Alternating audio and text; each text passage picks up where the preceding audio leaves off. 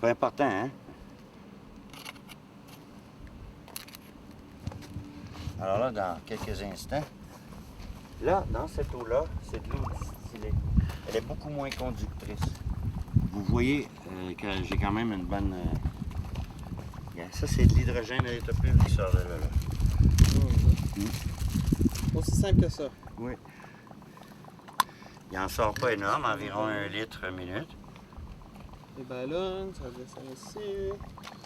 Là, on va lui laisser faire quelques bulles. Et je vais pouvoir... Donc, là, j'ai 12 volts. Imaginez si j'avais 24 volts. Bon, vous multipliez par 2. Si j'ai un alternateur de 150 ampères, exemple, un alternateur qu'on met sur... là, vous ne verrez pas de... Évidemment, il vente. Donc, je vais me mettre contre le vent. J'ai failli venir sourd à un moment donné. C'est tellement puissant, l'hydrogène. Oui, c'est le savon, là. On va laisser passer le savon. Donc, si jamais vous faites l'expérience, j'en ai pas mis beaucoup de savon, mais j'en ai pas besoin de beaucoup. Voyez-vous, il n'y a pas de danger, c'est ça le brûleur. Le brûleur, c'est que je peux mettre ma flamme directement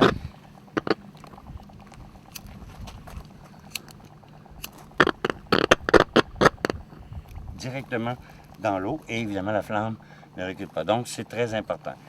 Regardez les bulles qui sortent de là. Regardez l'action. C'est vraiment énorme. Ça bouillonne ici, ça bouillonne. Là. Je bouillonne moi ici. Là. C'est un gros bouillon ça. Bon, j'obtiens à peu près 1,5 litre. OK.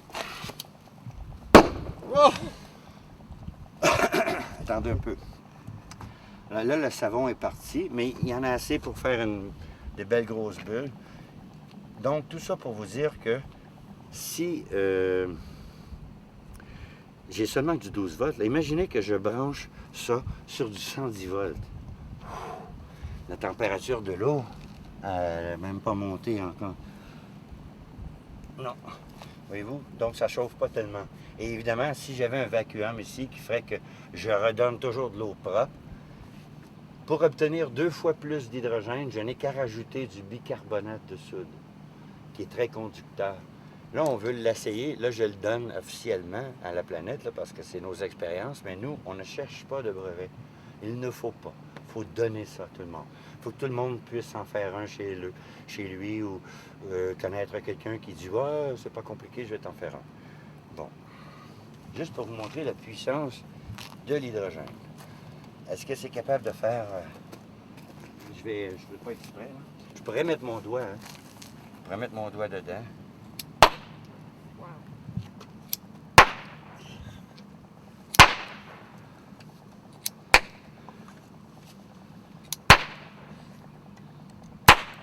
Imaginez le moteur. À chaque fois que vous lui envoyez une bulle, dites-vous qu'une goutte d'essence n'a pas la même... n'a pas la même puissance explosive que l'équivalent en hydrogène. Ça ne se mesure pas, donc ça prend beaucoup moins d'hydrogène. Stanley Meyer disait qu'il pourrait faire Los Angeles, New York, avec 20 gallons d'eau. J'ai une tank de 20 gallons ici. Mais là, si... et voilà, c'est pas très très fort. J'ai à peu près une douzaine de bulles, là. Alors, voyez-vous. Maintenant, pour faire fonctionner une voiture, ça nous prend de l'ordre de, on pourrait dire, 14 à 20 litres minute. Donc, là, je fais 2 litres minute. Je peux le monter à 7 litres avec 48 ampères, 7 litres minute. Donc, si j'en mets 2, je préfère avancer cette voiture-là.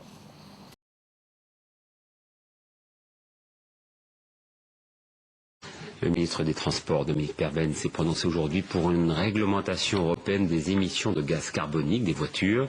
Des solutions écologiques existent déjà, comme vous allez le voir dans ce reportage de Carole Vénoa et David Cosset. Ce geste, a priori banal, est tout simplement révolutionnaire. Alors là, je remplis mon réservoir d'eau pour rouler avec, pour économiser du carburant. Vous roulez avec de l'eau? Je roule avec de l'eau et du gasoil. Avec l'enthousiasme et l'énergie de ses 24 ans, Kevin a bricolé sur sa vieille Renault diesel un système qui permet d'injecter de la vapeur d'eau avec de l'essence. Le procédé est simple, il se compose d'un réservoir appelé bulleur et d'un réacteur, un tube avec une tige à l'intérieur que l'on introduit dans le pot d'échappement. La vapeur, on va la fabriquer dans le bulleur.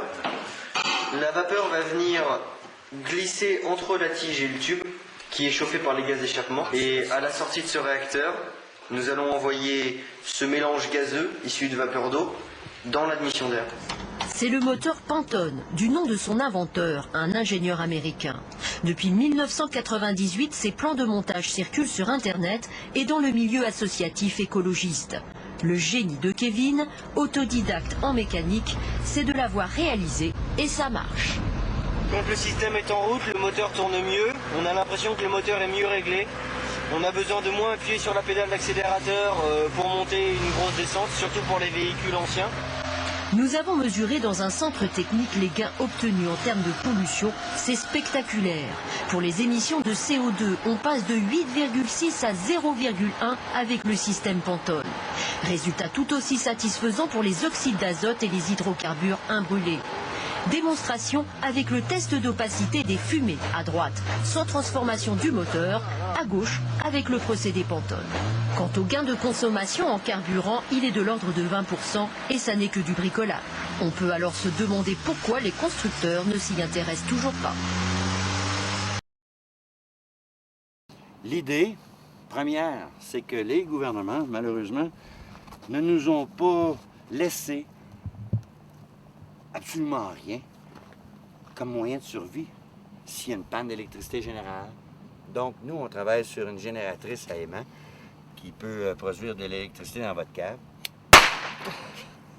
Il y a moins de savon, là. Là, le gars de la sécurité va venir. Mais là, l'erreur que j'ai faite, moi, j'avais une spatule. Je suis allé chercher tout ça comme ça. Puis je l'ai fait péter. C'est assez pour... regardez, dans ma main. Là, ça va être fort. Comprenez-vous? C'est la puissance du soleil. Là, on a sur le film que je vais que je vais vous laisser, on peut voir sur le film qu'on a fait une torche à souder. La torche à souder, c'est une flamme de 5000 degrés qui fait fondre du tungstène en 3 secondes. Le tungstène, c'est 3800 degrés Celsius. Au contact avec une brique, on fait un trou dedans. Au contact. N'importe quel métal, écoutez, le tungstène, c'est ce qui est plus haut, là, ça fond. Le platine, au contact. Au contact. Donc, moi, je voulais suggérer que non seulement on pourrait l'utiliser en soudure pour les shops de garage qui ont des gros beams, ils utilisent à l'arc électrique 440, ça tire du jus, ça n'a pas de sens.